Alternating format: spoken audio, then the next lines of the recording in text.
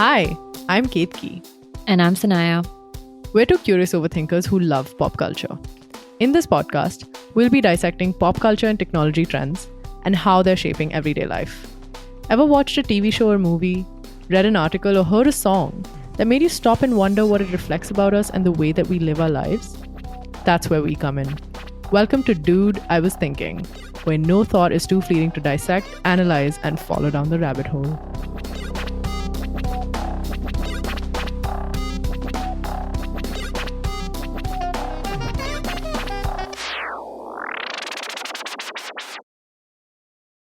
In this first episode ever, we're exploring something that's close to our digital hearts and maybe our physical beating hearts as well: dating. Dating has come to shape our lives and color our experiences as independent adults navigating life in a large urban metropolitan city in India. And these experiences have led us to question the very ecosystem that shapes dating cultures and practices in the country. In this episode, we want to explore how dating is manifested in India and take a deeper look at the trends that are enabling more prominent and overt dating norms to evolve in a country where they didn't previously exist. We'll also be joined later in this episode by Vishnupriya Das, a scholar and ethnographer whose work explores the intersections of intimacy, technology, and the dating app ecosystem in India. So, before we get into exploring our thesis question, maybe we can start by doing a little context setting and taking a look at the history of mobile based dating apps, both globally and in India. The story of dating apps in India and globally begins with Grindr. Grindr was launched in the US in 2009, back then targeting only gay men, but its defining feature was its ability to match users based on their location or geographical proximity, making it kind of a first mover in this particular technology, especially in relation to the dating market.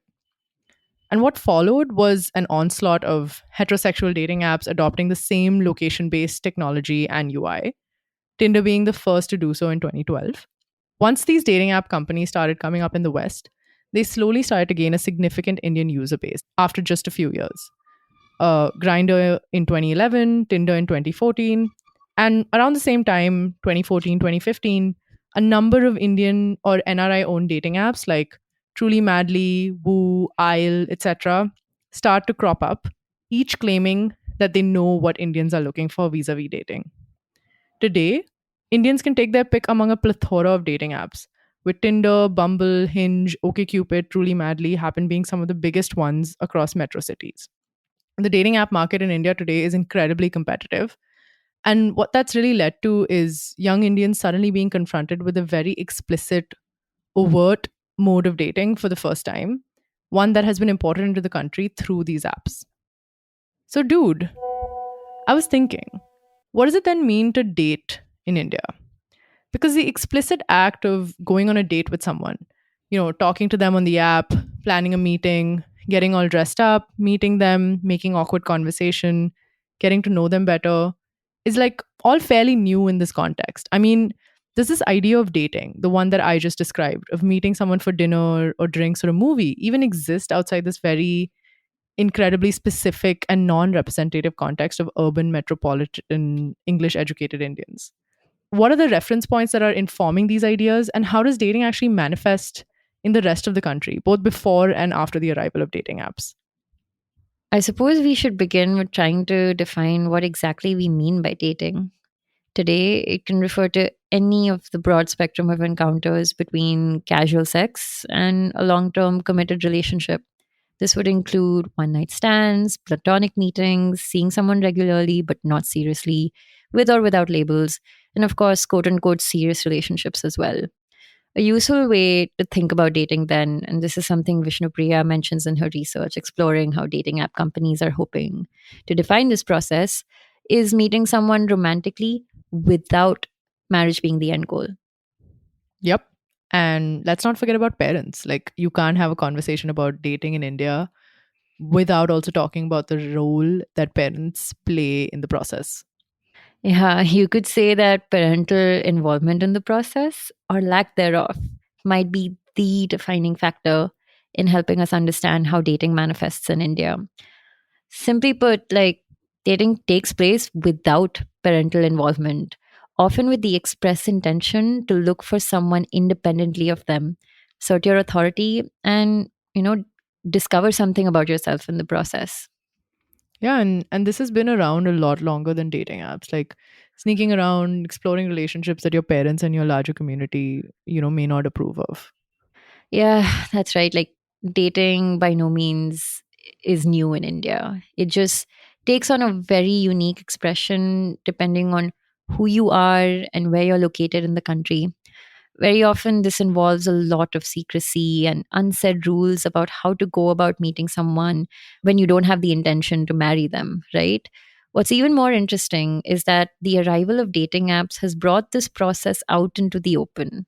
Now that there are these structures that are attempting to articulate the rules of engagement for this process, we need to think about what a dating culture with its own set of norms has looked like and can look like in India. But let's backtrack a bit. Like, if dating isn't new, what are these rules of engagement? Like, what are the reference points informing these norms, and how are things changing now that dating apps are seemingly here to stay? So we know that dating in India is not new, or it Yeah. did exist even before the arrival of dating apps in the country.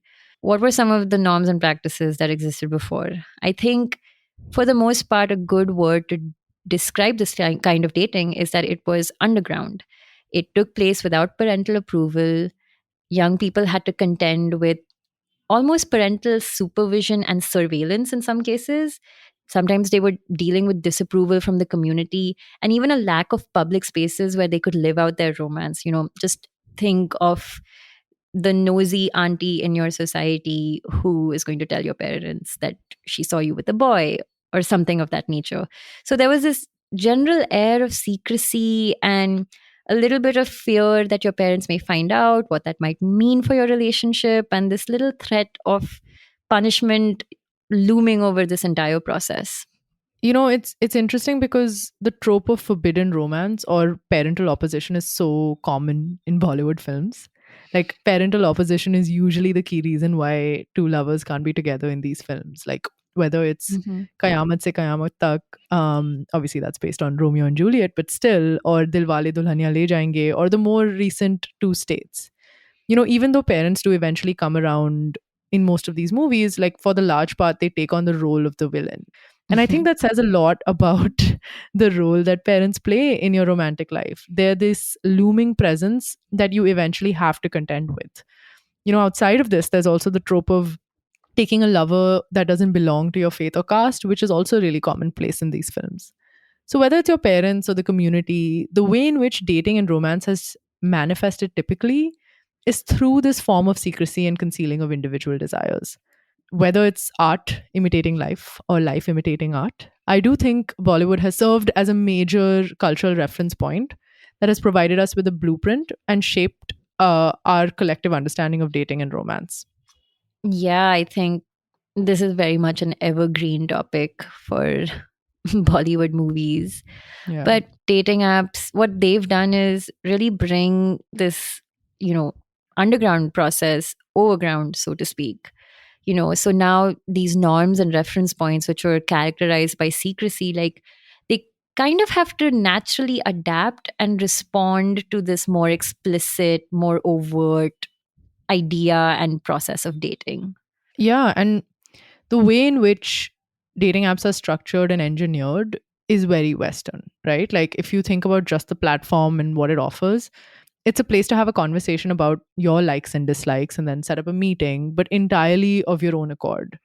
This meeting would typically take place in a cafe or a bar, which is a public place, and you would be meeting someone of your choice, which is an autonomous decision. And there just aren't as many reference points in Indian media that portray this form of dating. Maybe some now, but still not as many because it's so inherently Western. So, in attempting to perform this kind of dating, we seek and internalize international ideas and codes around dating, which we typically imbibe from Hollywood films and TV shows. Yep. And, I think this is something that dating app companies are very aware of. Yeah. And, they're aware of the fact that this is a very foreign, very Western conception of dating. And there is a need to localize this process and this idea in a new context. And you can see this very clearly in the way that they market themselves in India, right? Like there is an understanding that the apps have to adapt to this new context. And a great example of this is the kind of emphasis that is placed on women's security. So, dating apps, especially for heterosexual relationships, they need women to sign up to the platform and then the men follow, right? So, how do you get women in India to feel safe enough to create a dating app profile? And you're essentially going to be meeting strangers. So, you need women to feel safe. And homegrown apps like Truly Madly, the process of creating a profile requires you to upload your ID so that your identity can be confirmed. So, this is quite unique to the way Indian dating apps function, like this kind of emphasis on making women feel safe and secure. And another way in which these apps have marketed themselves over here is there is a lot of emphasis placed also on this need to educate Indians on, these international codes of dating. In Truly Madly's marketing as well, there's a lot of language used around avoiding creeps on these apps for which Yeah. is directed at women. And Sachin Bhatia, the founder of Truly Madly, and Ira Trivedi, they also published this promotional book called The Desi Guide to Dating, which is essentially this manual of do's and don'ts of what's the right way to comport yourself on a date. Things like you don't tell someone you love them on the first date, or just because someone went on a date with you doesn't mean that they like you, let alone that they want to marry you. So I think dating apps are trying very, very, very explicitly to try and normalize this, foreign international idea of dating within the Indian context. And you can also see this in this proliferation of dating coaches and surrogates who are basically going to simulate a date, especially for Indian men, right? Like there's an emphasis on educating Indian men, making women feel safe. So, yeah, I think dating app companies are trying to adapt this process and normalize it within India. Yeah. And I guess like what I'm really interested in is how have users responded to this messaging? Are they using these apps in the way that these marketing materials intend them to? What makes dating in India different? Dating apps may be signaling a certain set of norms, and they may want to define the dating process in a certain way, but certain practices can only be articulated in how they are being used by young Indians. So I think, Yeah. to start with, dating using dating apps is still a very urban phenomenon in India. You don't see much dating app use or this particular kind of dating outside of large metropolitan centers in India. And dating app companies also market dating as something that is emblematic of modern cosmopolitan life in India. So, insofar as dating apps are an urban phenomenon, what makes this mode of dating different over here is how they've come to be associated with ideas of independence, either financial, from your parents, or from the larger community when it comes to making these decisions about your romantic life. Dating apps in India or urban India at the very least are like in direct dialogue with those older norms around dating that were a response to the pressures that young people felt. And I guess like then dating in India can be seen as an assertion of independence, since finding a partner was a process that was traditionally thought to be the jurisdiction of your parents or the wider community, all left up to chance. Finding a partner now is being taken by young people into their own hands, and sometimes entirely without the intention of marriage. Yeah, and I think that even if some of these older pressures still remain, and they do for the most part, dating still offers young Indians an avenue to imagine a different life for themselves.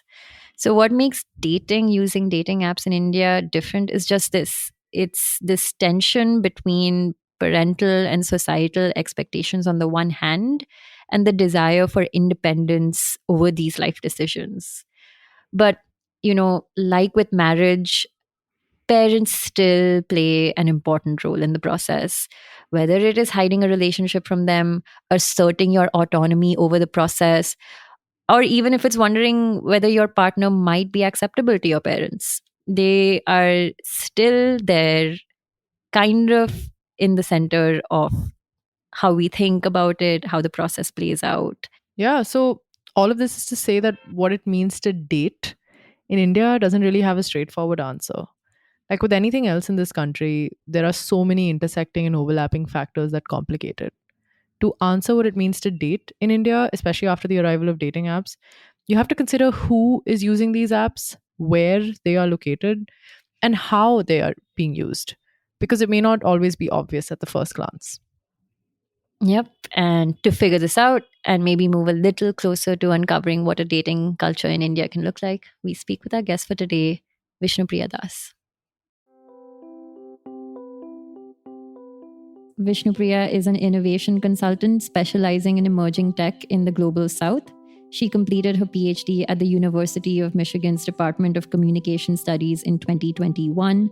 Vishnupriya's research has examined the relationship between gender, mobile phones, and development initiatives in India, and her research focuses on social imaginaries surrounding popular apps in India like WhatsApp and Instagram. She's also spent a considerable amount of time researching the dating app ecosystem in the country, which is what we're hoping to explore through this episode. Her chapter titled Dating Apps, Intimacy, and Cosmopolitan Desire in India, published in 2019, has helped inspire the question we're hoping to explore through this episode. So Vishnupriya, thank you so much for joining us. And, just for the audience, could you tell us a little bit more about your research on dating culture and dating apps in India?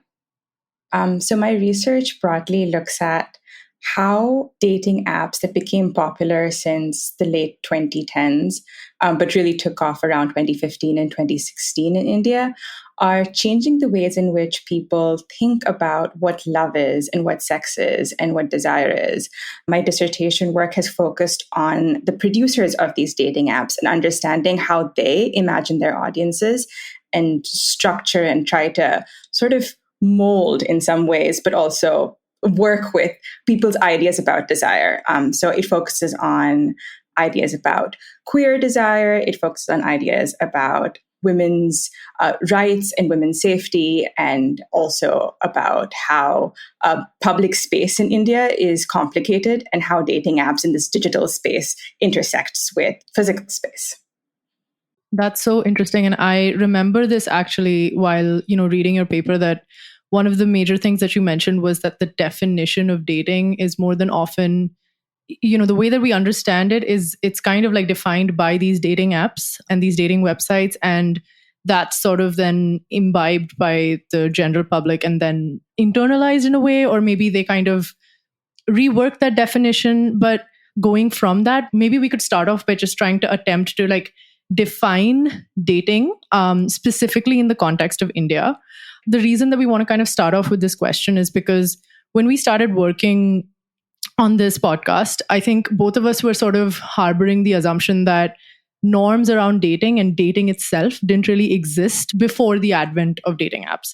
Like courtship rituals have always existed in India, but there were no dating apps, and dating as we understand it today didn't really exist in that sense. But we kind of also got in touch with one of our ex-professors from the LSE. Shout out to Shakuntala Banerjee, who's a professor of media and communications at the LSE. And she actually said that while there weren't any overt norms around dating was kind of defined by these tacit norms. That were there's this culture of secrecy around dating and policing, often by parents or society, that sort of defined dating at large and how people in India dated. As we attempt to answer the question of what dating in India actually looks like, maybe we can sort of split that into two and then first look at what did dating in India look like before the advent of dating apps and what does it look like today? Oh, that's such a big question. I like where you started off with the question of what is dating, because that's something that I've been thinking about a lot. And it almost seems to be defined by dating is something where marriage is not the end. So it's always interesting to me that marriage is still the framework through which dating is defined. So dating is if you're not really interested in marriage and want some kind of intimacy right there. Yeah. But as simplistic as it is, I think that works for a large part. So there's not this sort of larger social structure that's the end, which is here I'm calling marriage. But I think that what's happened in India is that people have always explored what intimacy feels like in many different kinds of ways, whether that's walking around with your neighbor after dark or meeting on a rooftop, or whether that's been through personal columns where people try to find other people, or whether that's been through like friend networks. Dating is not new. I think the language of dating, if that makes any sense, Yeah. is what is new. What do you guys think? No, this was something that came up when we considered that dating did exist, but maybe not with this particular language, with the terminology that maybe we've imbibed from like Western media, international culture, and now with dating apps arriving in India as well. But both Ketki and I were talking about how even when we were in school, there was this idea of, a secret phone that I have to talk to my boyfriend, or, you send someone this invitation to chat on MSN Messenger, or you go out for a movie as like a group of friends, but then you sort of plan it so that the couple that you want to set up sit together in the movie hall. So these were kind of norms that even as teenagers growing up in this context where parents can't know about dating, parents can't know that, I have a phone to talk to a boy. Not that this is something that I personally did, but it was incredibly common. So this is a very like India specific or unique expression of what dating looked like for young people growing up in India. And now it's interesting because there's that question that comes up on dating apps, like, what are you looking for? And it's as varied as, I'll see, like, don't know. I think Hinge specifically has a new feature where there's an option that says open to see where it goes, open to a serious relationship, like not looking for anything serious right now, but maybe open to it in the future, which is not really an answer. So it's very nebulous. And I think it is like a catch-all term. And it's one of the reasons why we wanted to figure out what it even means, and are there any norms around it now that it's more overt, more explicit? It's becoming like a lifestyle almost for young people in urban areas. Yeah, and I think in order to try to attempt to define dating in India, like you kind of have to address sort of some of the traditional forms of courtship and how it sort of interacts with that. And one of the biggest things that sort of came up in our research was that all of these traditional forms of courtship in India, which India is kind of known for now, they've even made a show about it called Indian matchmaking. There is an external party, more than often your parents or your family, that interferes in how you find a partner. Like post-dating apps is like a way to kind of seek out someone without the interference of parents or family. So in the context of India, dating is actually like an assertion of your independence almost, just because of like the way that like the courtship landscape has looked in India in the past. So I was wondering what you thought about that. I think that resonates a lot. Like, two things that I think about is one, like, what is really an app? If we're thinking about an app as some kind of a mediated way that two parties can connect with each other, something that always comes to mind is in the early 90s, there were these lesbian networks where women seeking women would literally write into a particular NGO, what was framed as an NGO in Delhi, being like, I am a woman seeking other women. Please put me in touch with them. And these letters would come in, and then the NGO would be actually connecting them with other women. And the description, it wasn't just like low-key connection. The details in the messages would get quite explicit. And it was a lot about sex and sexual intimacy that used to be part of what these women were seeking across the distance. So they would never actually perhaps meet each other, but they were actually seeking connection. And I think about the structure of that, and it seems very similar to how dating apps function right now. Similarly, like you were saying, the idea of like age, sex, and location has been replicated across multiple different platforms as what information you provide, what you look for, and then how you're connected. So in some ways, I think it's historical in that people have been using some kind of mediated communication form, even if it's as low tech as a postal network, to the current avatar, which is a dating app. But I think there is this kernel of truth with something about, I want to break out of a very socially visible way of trying to connect with another person and form a relationship, to trying to figure out who I am while figuring out who I like, which it seems unique to dating apps.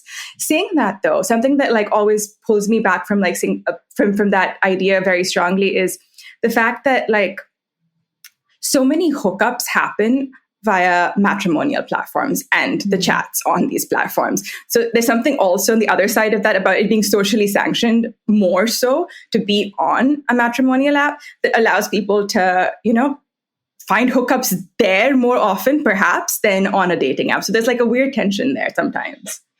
Yeah, that's so interesting. So I actually wanted to ask you your thoughts on the role of parents, and maybe that being the definitive thing that separates dating from like older courtship rituals and processes. And like, of course, there are questions around like social sanction, but I feel like even what you described, like the NGO or the matrimonial websites, if you're using it to hook up with someone, I don't think your parents are going to be involved in that process. And like dating apps specifically, like there's a process of you doing something that was traditionally a process mediated by your parents, which is you're creating your own profile, right? You're putting down your own age, location, and your profession, photos, etc., and curating it yourself. And I guess that is what you were talking about, right? That's a little bit of the self-discovery that happens through a dating app, where you sort of have to know what, in very crude terms, sells on a dating app, like what can be successful on a dating app. And it's not entirely different from like a marriage market from that perspective, where you do have a profile and you're trying to sell certain characteristics and meet up with people, but your parents aren't a part of this process. And that's a huge difference from before. So like, how do you think parents fit into it? Like, I'm saying all of this, but at the same time, parents are like still in it, but as like this phantom presence, in that they're not a part of this process. So yeah, what do you think about parents and dating? I think you summarized it really well, actually. I think I like that aligns with how I think about it, in that you're never going to remove parents or parental forces, because they're almost like this ghost, this ghoul that like looms around all the time, irrespective of like how independent an interaction you think you're having. You're still thinking about, perhaps in some ways, how family dynamics and what parents might think and where you're going for a date, unless you're a very particular kind. All of this caveated with like, it's not for this doesn't apply to everybody, but I think this is a trend. Something that I think is interesting is that perhaps what brings people who are on dating apps in India together and gives them some kind of common ground is this shared understanding of perhaps transgressing what parents might want and the approach that parents might want to take. And this is something I thought about a lot, like looking at the way Tinder's approach in India changed so dramatically between 2015, 2016, and where they are right now, from it being like, oh, this is a parent approved platform, therefore get on it, to here, you're out there to, discover yourself and, discover what being an adult is like. And it's worked. Like that's been a very beneficial shift for the company. But I think also taps into the idea of like, I doubt very many people in India would say that I want my parents' approval to be on a dating app. It's perhaps like moving away from thinking about what parents want in the first place to try and explore who you are to come on a dating app. I think there's a huge amount of like self-exploration, discovery, play that draws people into these apps. I think, to Sanaya's point also, like, while you do need to kind of know what sells, you get to decide what that is. And there's a lot of like self-awareness, I think, that you require in order to just create a dating app profile. Not only do you need to know like what sells generally, you need to know what aspects of your own personality are sellable. And how exactly do you like present that on your dating app profile? I think like that in itself for me was like a very weird process when I first attempted to make a dating app profile. And oftentimes I feel like whenever I'm sort of swiping on dating apps, I'm looking for people who've put in that kind of effort into their profile and sort of are trying to represent their personality as best as possible on their profile because I'm attempting to do that. And I think that tells me something about them, that like they know certain things about themselves. There is this level of like self-awareness and knowing who you are and knowing that that's what you want to put out there. And I think like that's something that is unique to dating apps as opposed to other kinds of, courtship platforms. I mean, I've been on a dating app for more than 3 years at this point, and I feel like over time I've become better at identifying who I might get along with, or like what are the tells in a particular profile that would mean that I won't hate the date. Like, like a good date is really like it doesn't always happen, but you want to avoid like incredibly like awkward encounters or something where you just have absolutely nothing to talk about.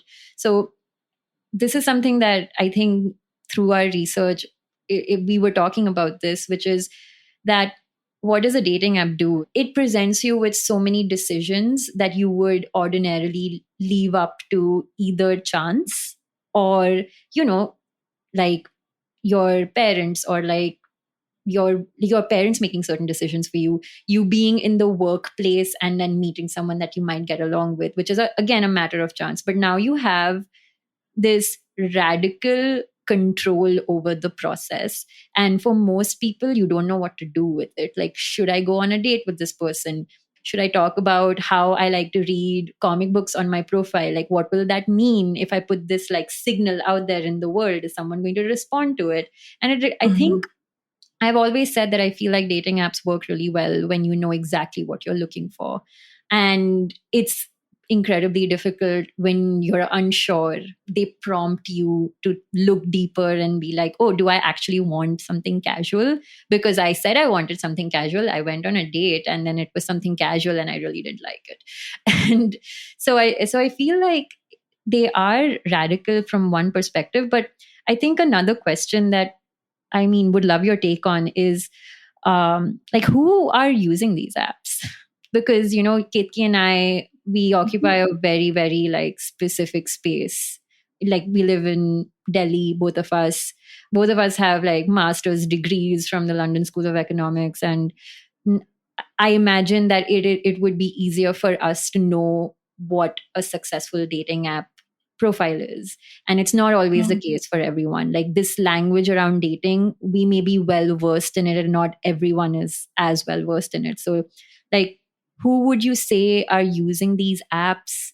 How are they being used across urban pockets in cosmopolitan cities, in metropolitan cities? And as you move down tier 1, 2, 3 cities, how are they being used there? And who do you think ends up signing on to these platforms? Like, are there like linguistic, gender divides, stuff of that nature? Yeah, so much there. So like, to start off, as you were speaking, I was thinking about just this, like, maybe we can come back to this about perhaps how the looming presence of the parent and the matchmaker has been replaced by the algorithm, which I think is perhaps true. So it isn't just people making independent decisions. It's also the algorithm figuring out how to match them, and there's that presence over there. But thinking about who uses dating apps. So with like any technology or any new form of technology that comes into a place, it's changed a lot over the years. So when I was in India around 2014, the idea of OkCupid was really big then. And Tinder had kind of launched and people knew what it was, but it wasn't really popular.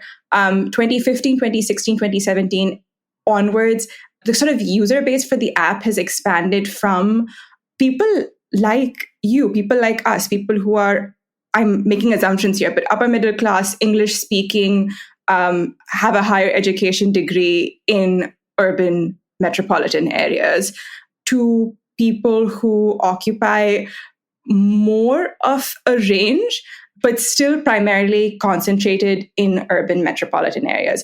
So at least in 2018, 2019, when I was last in India for fieldwork, it was very clear from the dating app companies that everyone felt that tier 2, particularly tier 3 cities were the future of this technology in many ways, but had no idea how to tap into that audience.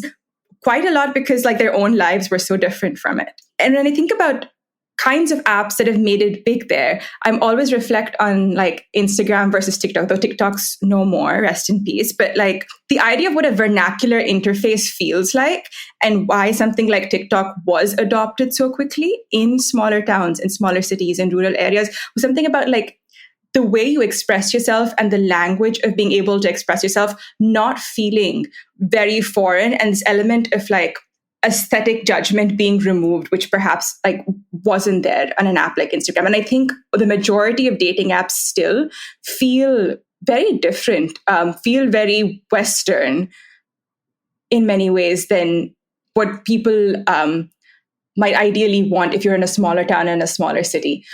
But all of that being said, what I think is really interesting is like the alternatives that people have to try and date in these smaller towns and smaller cities. So when I was in rural MP, and this was in late 2018, early 2019, I was in a pocket of the state where the internet had just come in, smartphones were starting to get big. And what people did was Amazon delivery was actually one of those pre-installed apps that was there in the smartphone. And so what people were doing, especially young women, were going to this very specific tree in this very specific part of the village where there was cell reception, but it was far away enough from everyone else that people couldn't see what they were doing. And they'd do Amazon delivery. They'd like order something so they could see boys come into the town. But then Amazon had free return. So it was immediately returned. So there was no money being exchanged. So it was this like really strange, interesting way of dating that was like contextualized to that particular environment, but built off of this infrastructure of an app that was never meant for anything to do with dating. So yeah, I think that's really interesting. Wow. That's really fascinating. Yeah. And it's so interesting also, right? Like what you say about like how dating app interfaces may feel so foreign to, somebody in a rural setting or something like that. Firstly, because it's in English, and like for people who don't understand the language, that's already a barrier. And you're kind of encouraged to express yourself through these prompts, which also probably are very urbanized and like sort of set, or like sort of those prompts are also probably written by somebody who is very Western or something like that. And I feel like it's sort of so completely removed from that context that I think that like even attempting to embed yourself into this interface may be so confusing and so foreign as well. So that makes a lot of sense, and it's so interesting. And I think it's the visuals as well, of like not just like what you write about yourself, but how you visually present yourself on the photos that you choose that are very clear markers. And in some ways, the official brackets of like caste and income have been taken away from dating apps, but there are these subtle ways that you're indicating that anyway to the kinds of photos that you pose. I think it's something that people really struggle with. I spoke to several young men who are from lower socioeconomic backgrounds in urban areas, but they would kind of move from their homes in tier 2 and tier 3 cities, and then they would come to cities for like larger cities for their work.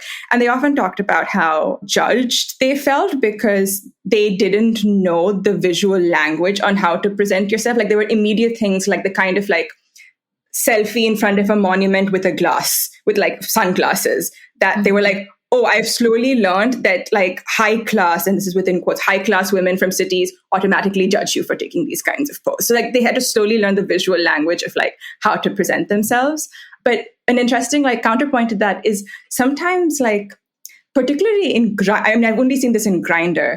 It's one of the places where basically upper class men in large cities often are looking for rural, lower caste, lower like socioeconomic status men, and that becomes a kind of particular kind of desire that's being fulfilled over there. And that was quite popular in Grindr in India during that time. So it's complicated, basically.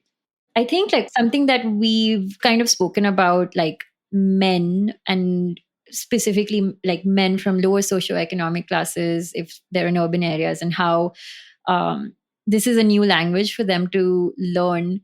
I guess one really big question I think that I've had is, how have these apps been for women, broadly speaking? Like, is it giving them more agency in this entire process? something that we haven't historically had a lot of when it comes to this. How do the intersections function here? Like, what kind of an experience would a woman from like a lower socioeconomic class have on a dating app? But broadly speaking, does the tech platform and the tech mediator help women through this process? Ooh, the big question of agency, which always comes down to like, it's such a frustrating answer to give or to have. It's always like yes and no. It does, but it doesn't. Where to start? So like in some ways, dating apps give women agency to express and explore themselves and their desires. It makes it easier for them to do that.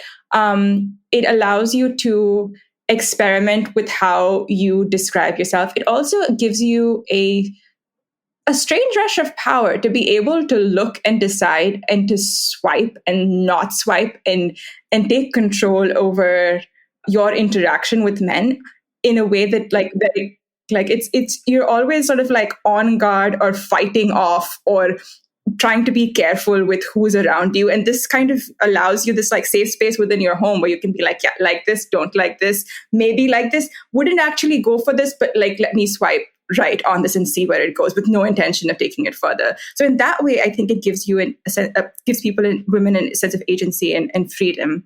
So overall in India, there's far more men on dating apps than women. So just by that feature, women have more choice over the entire system. So that's an immediate like starting off point.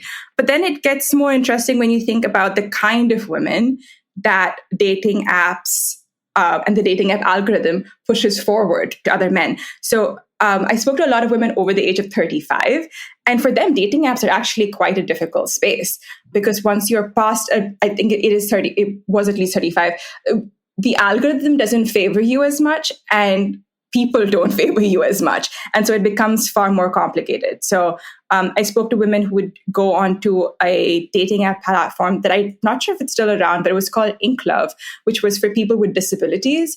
And they would try and date people there because they wouldn't get any matches on a regular dating app platform, but they wanted to find someone. So it gets kind of difficult that way. And with women in smaller towns and smaller cities, I think of this as like it's like a bittersweet sort of feeling where they use dating apps a little bit, but I think more like WhatsApp was the context that I talked to them about, where they talk to people, to men in larger cities, and they imagine a very different kind of life, and they have long conversations, but they know that that's never going to end up in something, and that's a full like acknowledgement while they're interacting on these apps.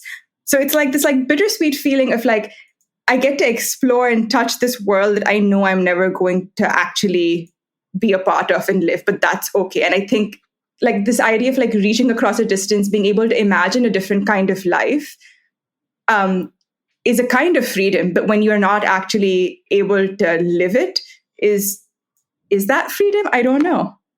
So do you think that there's like an illusion of choice almost?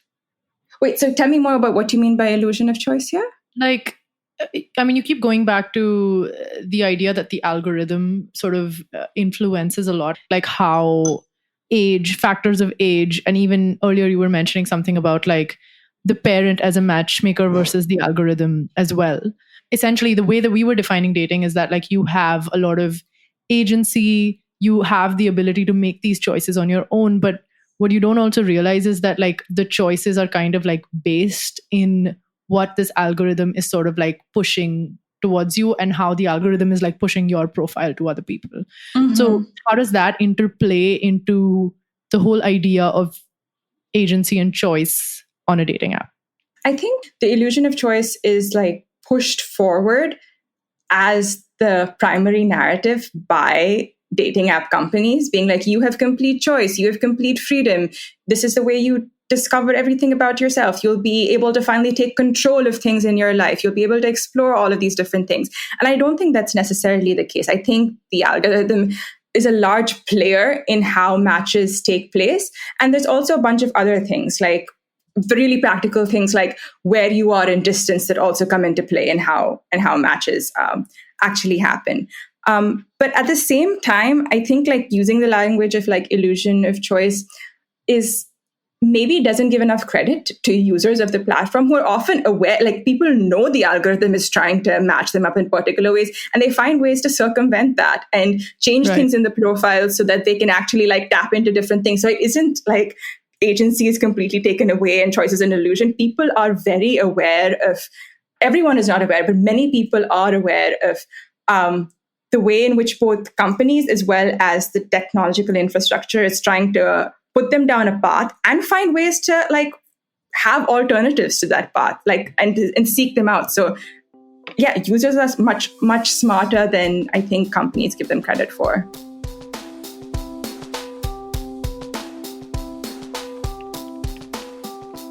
Thanks so much for listening. Dude, I Was Thinking is hosted by Sanaya Chandar and Ketki Sharma. Our producer for this episode is Joshua Thomas. You can find us on Spotify, Apple Podcast, or wherever you get your audio content. Be sure to follow us at DIWTpod on Twitter and at Dude I Was Thinking on Instagram. If you have a fleeting thought you'd like us to dissect and analyze or want to collaborate, write to us at dudeiwasthinking@gmail.com. Stay tuned for the next episode.